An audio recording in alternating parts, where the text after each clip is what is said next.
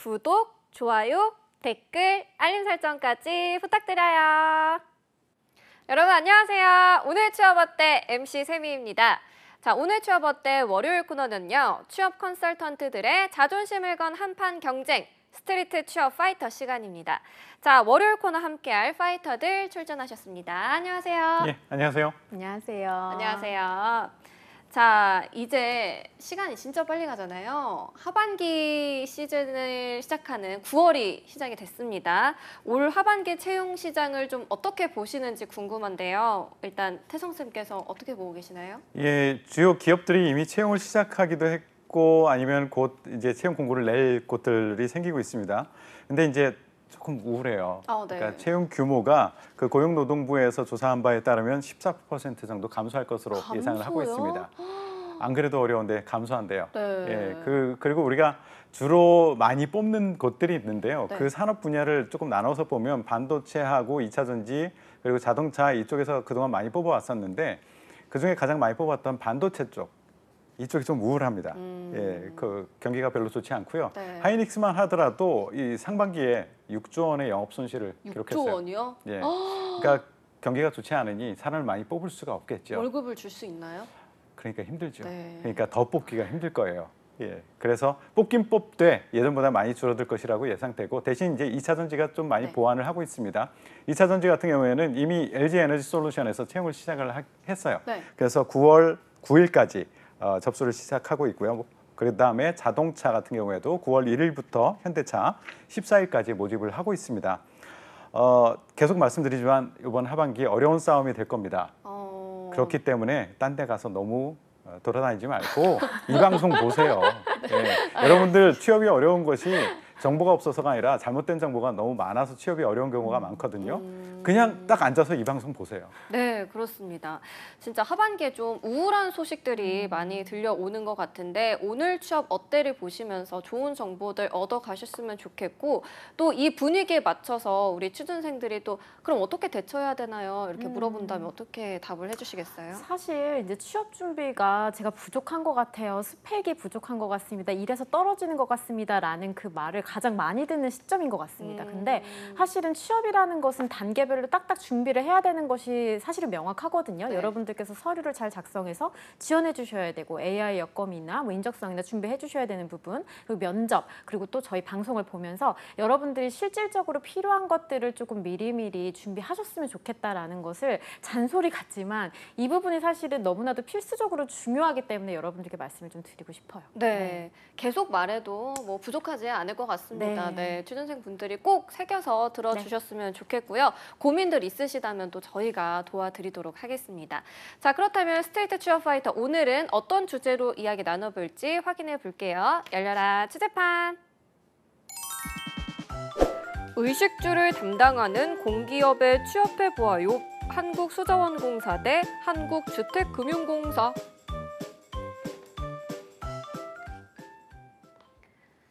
자, 스테이트 취업 파이터 오늘은 의식주의 식을 담당하고 있는 한국수자원공사와 주를 담당하는 한국주택금융공사의 대결이 펼쳐지겠습니다. 자, 일단은 한국수자원공사가 어떤 기업인지 확인해 볼게요. 태성쌤? 예, 한국수자원공사 영어로는 K-워터. 어허. 예, 미국식 발음으로는 K-워터? 영국식으로는 K-워터. 와타. 네, 와차 이런 곳입니다. 네. 여기는 국민 물복지, 그다음에 국가 물 안전을 향상시키고 물 산업을 육성하는 그런 최고의 물 종합 플랫폼 기업이다라고 소개를 하고 있습니다. 이 회사에서 1967년에 창립을 했어요. 그리고 설립 목적은 수자원, 물도 자원이라고 보고 있죠. 수자원을 종합적으로 개발 관리하여 생활 용수 등을 공급하고 그리고 수질을 개선함으로써 국민 생활의 향상과 공공복리 증진에 이바지하겠다라는 설립 목적을 가지고 만들어진 곳입니다. 여기 기관 형태는요, 준시장형 공기업이라고 얘기를 하고 있습니다. 우리가 그 시장형 공기업이 있고 준시장형 공기업이 있는데 여기는 한국 정부에서 94% 이상의 지분을 가지고 있고 산업은행에서 5.8% 지분을 가지고 있는 그런 준시장형 공기업이고요. 직원 수는 6,584명, 그리고 자산이 23조 1,803억 원, 그리고 총수익이 5조 2,928억 원, 그리고 2023년 예산 규모가 7조 2,115억 원을 계획하고 있는 그런 거대 기업입니다. 네, 거대 기업 한국수자원공사에 대해서 소개를 해주셨는데 취준생들이 이 한국수자원공사랑 또 헷갈리는 공기업이 있다면서요? 예, 맞아요. 나 수자원공사 다녀 네네. 라고 얘기하면 한수원 다니는구나. 한수원. 아니라고. 아. 아니야. 한수원 아니야. 한국수자원공사야 라고 하면 그게 뭐 같은 건 아니야? 라고 하는 경우가 많습니다. 네네. 방금 전에 말씀드렸듯이 한국수자원공사는요. 이런 부분에 집중하고 있어요. 일단 다목적 댐을 건설하는 것. 이것에 초점을 맞춰져서 만들어진 곳이거든요. 그래서 다목적 댐 건설을 적극 추진하면서 댐 공사라든가 관리를 전담할 공기업이 필요하게 됐어요. 그래서 생성된, 만들어진 곳이고요. 67년에 설립된 이후에 소양강댐, 안동댐, 뭐 대청댐, 충주댐, 제 고향인 충주, 저는 충주댐 만들어진 다음에 10년 후에 가봤어요. 어필, 네네. 예. 그리고 그 댐 건설뿐만 아니라 이제는 사업을 확대하고 있습니다. 건설을 할 만큼 했으니까 사업을 수자원 시설 건설하고 관리하는 것뿐만 아니라 상하수도 이거 건설하고 관리하는 것까지 같이 하고 있고요. 최근에는 산업단지, 신도시, 그러니까 수변 지역의 신도시를 건설하는 그런 것까지도 함께 하고 있습니다. 반면 이제 한국수력원자력 이쪽은 어떤 곳이냐? 여기는 시장형 공기업이에요. 2001년에 한국전력으로부터 독립되어서 세워진 공기업인데요. 여기 한국전력이 100% 지분을 갖고 있습니다. 그리고 수력발전소 그리고 원자력발전소를 통해서 생산된 전기가 있습니다. 이 전기를 전력거래소를 통해서 한국전력에 판매하는 그런 곳이에요. 그러니까 발전을 하는 곳을 주로 하는 곳이다라고 보시면 되고요. 99년에 한국전력공사를 민영화하겠다라고 했었는데 다 민영화하지는 못하고요. 이 안에서 발전을 하는 그곳 자회사 6개만을 따로 떼서 이제 자회사들을 만들어냈죠. 독립을 했어요. 그래서 한국 남동발전, 중부발전, 서부발전, 남부발전, 동서발전과 함께 한국수력원자력이라는 회사가 탄생하게 됩니다. 여기는 이제 사업을 말 그대로 원자력 발전도 하고요. 수력 발전도 하고요. 여기에다 더불어서 방사성 폐기물 관리도 하고 신재생 에너지 사업도 함께 하고 있습니다. 그러니까 수자원공사에서 댐을 만들어. 네. 이 댐은 발전뿐만 아니라 다목적이거든요. 네네. 이 안에서 발전을 하는 곳을 이제 한수원에서 하고 있다라고 보시면 됩니다. 아, 전력과 조금 더 연관이 있는 곳이 한국수력원자력이라고 좀 생각을 하면 그렇죠. 될까요? 네, 알겠습니다. 한국수자원공사와 한국수력원자력은 다른 곳이라는 거 알아주셨으면 좋겠고요. 자, 이번에는 의식주 중에서 주를 담당하고 있습니다. 한국주택금융공사에 대해서 알아볼까요? 스텔라 쌤? 네, 한국주택금융공사 아마 지원 희망하시는 우리 취준생분들 상당수 있을 것으로 사료가 됩니다. 한국주택금융공사법 1조에 의거해서요. 주택금융의 장기적 그리고 안정적 공급을 촉진을 해서 국민의 복지 증진 그리고 국민 경제의 발전에 이바지함을 목적으로 해서요. 2004년 3월 1일 출범을 했습니다. 주로 여러분도 한 번쯤은 들어보셨을 법한 보금자리론, 적격 대출 공급, 주택 보증, 유동화 증권 발행 등의 업무를 수행을 하고요.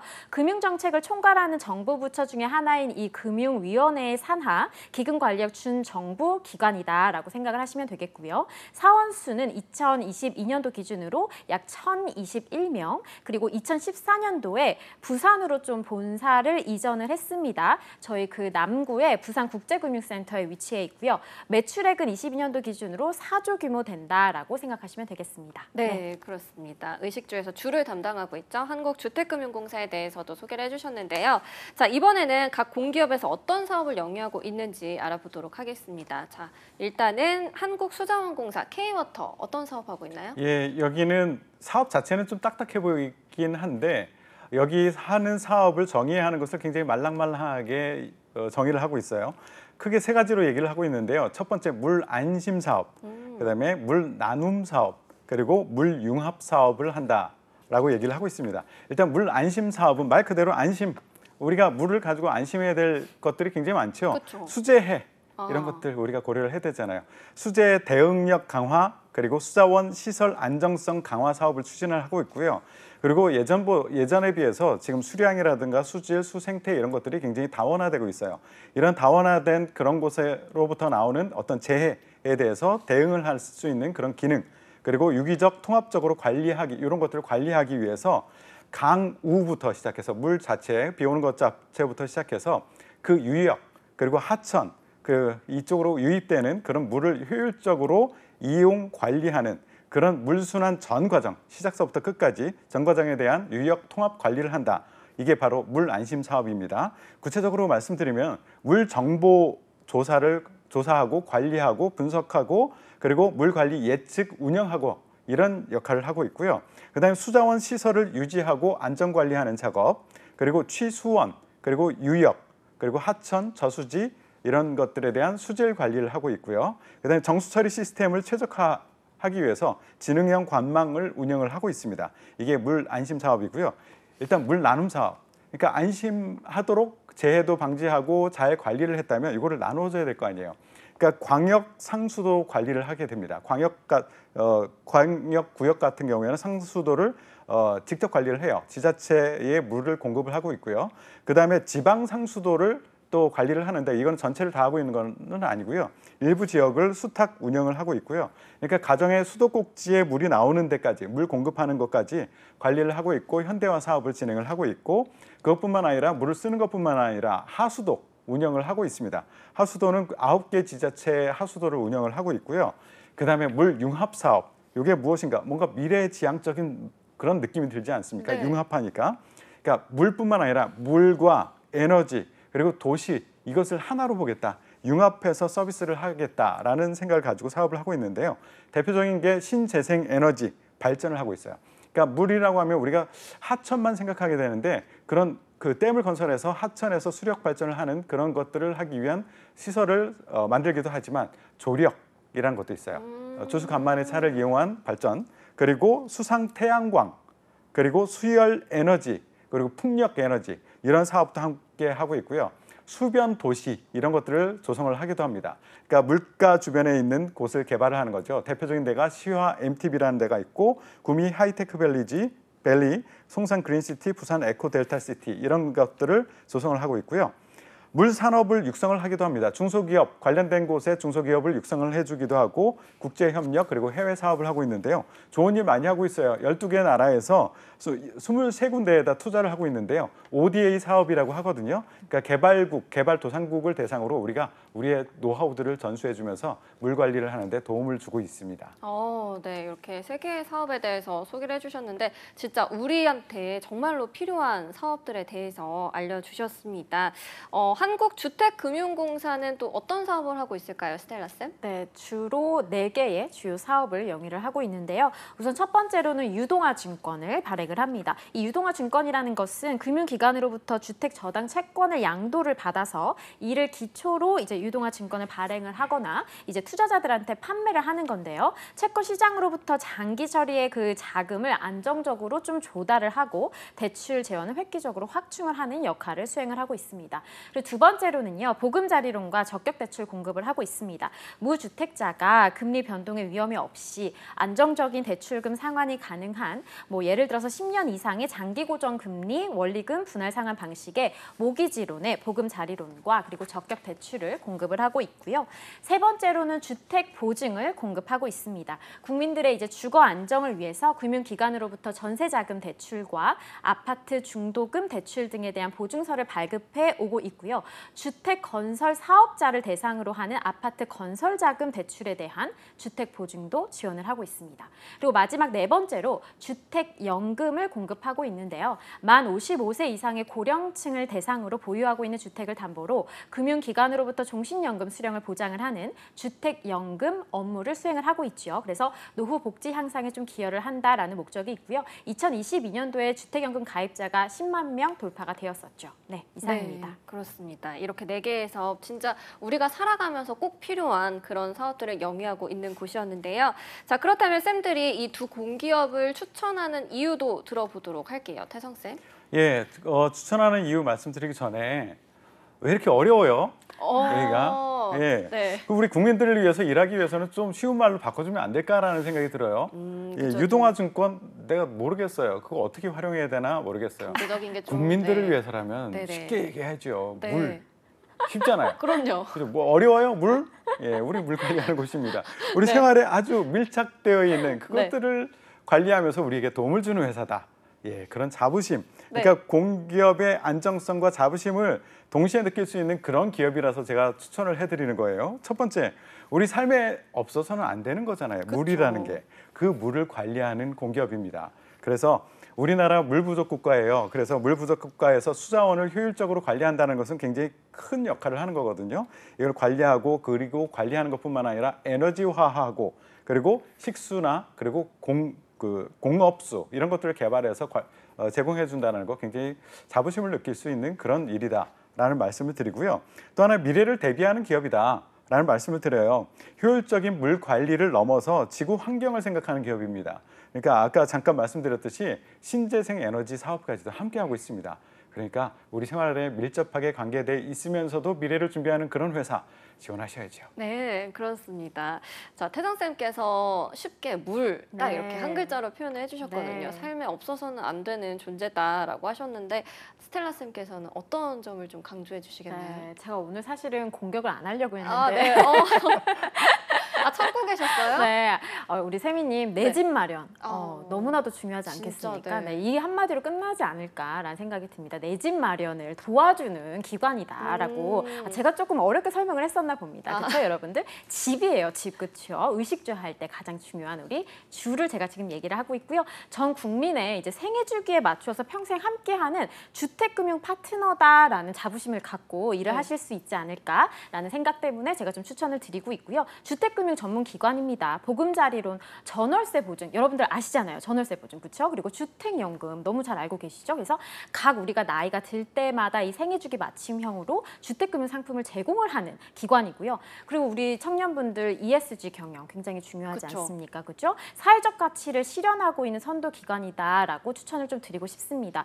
여러분들 청년, 신혼부부, 취약계층 그 주거 안정을 좀 지원을 해주는 기관입니다. 그렇죠? 모든 유동화 증권을 소셜 인증 채권으로 발행하는 등의 사회적 가치 실현에도 힘쓰고 있는 기관이기 때문에 자부심을 갖고 사명감을 갖고 근무하실 수 있다고 생각합니다. 네, 의식주 중에 주 그 중에서도 내 집 마련은 뭐 살아가는 이유라고 또 할 수 있겠죠. 네, 일을 하는 이유. 네, 그렇죠. 일하는 이유라고 할 수 있겠죠. 자, 지금 이렇게 두 곳에서 모두 신입사원 채용을 하고 있거든요. 일단 한국수자원공사의 채용 공고를 확인해 볼게요.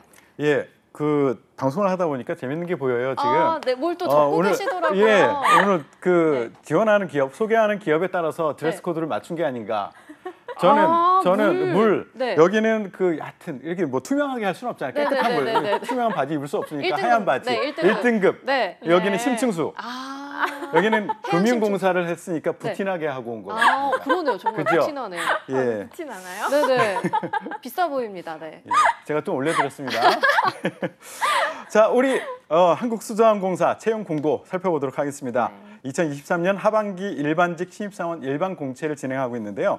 서류 접수를 9월 6일 수요일 14시까지 진행을 하고요. 채용 직급은 일반직 5급 수습사원. 채용 인원이 좀 적어요. 25명을 모집하고 있습니다. 네. 원서 접수 이후에 1차 전형을 9월 8일까지 진행을 할 거고요. 1차 전형이 끝나면 2차 전형 필기 전형을 하는데요. NCS하고 직무능력 평가를 하는데 9월 16일에 보게 돼 있고요. 그리고 여기 합격한 사람에 한해서 직업 성격 검사 자기 기술서를 제출하고 3차 전형 면접 전형을 진행합니다. 그리고 최종 합격자 발표를 10월 24일에 하는 것으로 진행을 하고 있습니다. 네, 원서 접수 9월 6일 오후 2시까지 받고 있고요. 자, 이번에는 한국주택금융공사의 채용 공고 소개해 주실까요? 네, 한국주택금융공사 직무능력 평가 기반으로 신입 지원 채용하고 있습니다. 서류 접수 9월 12일 화요일 5시까지고요. 대졸 수준 일반 전형이 21명, 경영경제가 16명, 그리고 IT 전산직이 5명입니다. 그리고 특별 전형이 2명, 그리고 고졸 부문 3명 이렇게 해서 채용 인원이 총 26명의 규모로 지금 채용을 하고 있습니다. 입사 지원서 접수하고요. 서류 전형 평가를 하는데 적부 심사입니다. 그리고 세 번째로 이제 필기 전형 직무능력 평가를 보고요. 네 번째 이제 면접은 1차 면접 대상자 전체로 온라인 AI 면접 인성 역량 평가가 되고요. 고졸 부문은 따로 이제 제출을 하는 전형이 따로 있겠고요. 이후에 이제 1차 면접과 2차 면접으로 이제 입사가 된다라고 봐주시면 되겠습니다. 네. 네, 한국주택금융공사는 9월 12일 화요일 오후 5시까지 입사 지원서를 받고 있습니다. 자, 보니까요. 두 기업 모두 채용 인원이 뭐 25명, 26명 이렇게 됐었는데 원래 이렇게 좀 채용 규모가 작나요? 그러게요. 네. 예, 안타깝습니다. 공기업이라. 네. 정부에서 지난해 12월에 공기업 그 공공기관 전체 정원의 2.8%를 구조조정하겠다라고 발표를 했어요. 그러니까 기존의 직원들도 내보내는 상황에서 신규를 많이 뽑을 수 있는 상황은 아닌 것입니다. 지금 상황이. 그리고 실제 상황으로 봐도 공기업 전체 채용 규모를 보면 3년 연속 감소하고 있고요. 올해 같은 경우에 신규 채용 규모가 6년 만에 가장 적습니다. 아이고. 그래서 전체적인 이 공기업 그 채용 규모에 따라서 여기도 줄어들고 있는데 수자원공사 같은 경우에도 보통 상반기가 많이 뽑아요, 상반기에. 네. 그래서 2023년 상반기, 올해 상반기만 해도 100명을 뽑았어요. 근데 지금 대폭 줄였고요. 작년 하반기하고 비교해봐도 줄었어요. 작년 하반기에도 40명을 뽑았거든요. 네. 근데 지금은 26명, 25명을 뽑고 있습니다. 그래서 좀 많이 부족하게 뽑고 있고 줄어들고 있는 상황이다. 한국주택금융공사도 마찬가지예요. 여기는 주로 그 채용형 인턴을 많이 뽑는데 그 정규직인 경우에는 종합직 채용을 1년에 1회를 진행을 하는데 작년 하반기에 22명을 뽑았습니다. 여기 약간 늘어나긴 했어요. 네. 지금은. 그래도 충분히 만족스러운 인원은 아닌 것 같습니다. 그렇죠. 이렇게 채용 인원이 적은 만큼 경쟁은 당연히 치열하겠죠. 네, 그러게 말입니다. 네. 정말 조금 안타까운 상황인 거는 맞는 것 같습니다. 채용의 규모의 수가 점점 줄어는 들고 있지만 또 우리 취준생 여러분들께서는 열심히 준비하신 만큼 또 입사를 하고 싶은 그 마음은 또 간절함이 더 커질 테니까요. 그렇죠? 우리가 이제 예년 대비를 좀 보았을 때 한국수자원공사 같은 경우에는 164대 1 정도, 그리고 한국주택금융공사 같은 경우에도 114대 1 정도로 최종 입사를 할 때까지의 그 최종 경쟁률을 집계를 해보면 대략 이 정도의 경쟁률이라고 합니다. 아무래도 좀 이제 높은 연봉과 그리고 또 안정성 측면에 있어서 두 기관 모두 굉장히 입사 선호도가 높은 기관인 것은 사실입니다. 네, 인기도 많은데 채용 인원도 적네요. 알겠습니다. 자, 그렇다면 이제 각 기업의 채용에는 또 어떤 특징이 있는지 살펴보도록 하겠습니다. 태정쌤께서 먼저 소개해 주시죠. 예, 그 수자원공사는요, 선발 유역에서 그 지원한 선발 유역이 있거든요. 거기에 입사한 후에 10년 이상 연속 의무 근무를 해야 됩니다. 그리고 4, 5급 동안 유역 내 순환 근무는 있을 수 있다라는 것을 알고 계시면 좋겠고요. 지원 자격 부분에서 특징을 말씀드릴게요. 일단 학력, 전공, 학점, 성별, 연령 상관없습니다. 그리고 공인 영어 성적 자격이 토익 700점 이상 자만 지원을 할 수 있고요. 서류 전형에서는요, 자기 기술서라는 것이 있는데 이게 자기 기술서 안에는 자소서하고 경험 기술서라는 것이 있는데 이게 처음부터 쓰는 게 아니에요. 필기 전형을 합격한 사람에 한해서 면접 대상자에 한해서 작성하도록 되어 있습니다. 그래서 서류 전형 처음 지원할 때는 이것까지 쓸 필요가 없다라는 특징이 있고요. 필기 시험은 직무 능력 평가에 대해서만 잠깐 말씀드릴게요. 여기에 K-워터 수행사업 열문항이 있는데요. 이거 홈페이지 가보시면은요. K-워터 수행사업 참고자료 1권, 2권이 PDF 자료로 있거든요. 여기서 다 나요. 그거 꼼꼼히 보시면 좋겠고요. 그다음에 면접 전형은요. 제출 서류는 면접위원에게 제공되지 않습니다. 블라인드로 진행을 한다. 그리고 다대일 면접으로 진행하는데 PT 면접과 질문과 대답으로 이루어지는 경험 역량 면접으로 이루어지고 있습니다. 네, 알겠습니다. 자, 그렇다면 한국주택금융공사 채용에는 또 어떤 특징이 있을까요? 네, 간단하게 좀 설명을 드리도록 할게요. 우리 한국주택금융공사 채용 같은 경우에 채용공고상의 첨부 파일을 여러분들 아주 자세하게 좀 숙지를 해주셔야 합니다. 일단은 모집 분야별로 중복 지원은 절대로 불가하니까 이런 것들도 좀 꼼꼼히 살피셔야겠고요. 23년도 12월부터 근무 가능한 대상자이셔야 합니다. 입사 유예가 불가하니까 이 점도 반드시 숙지를 좀 해주셔야겠고요.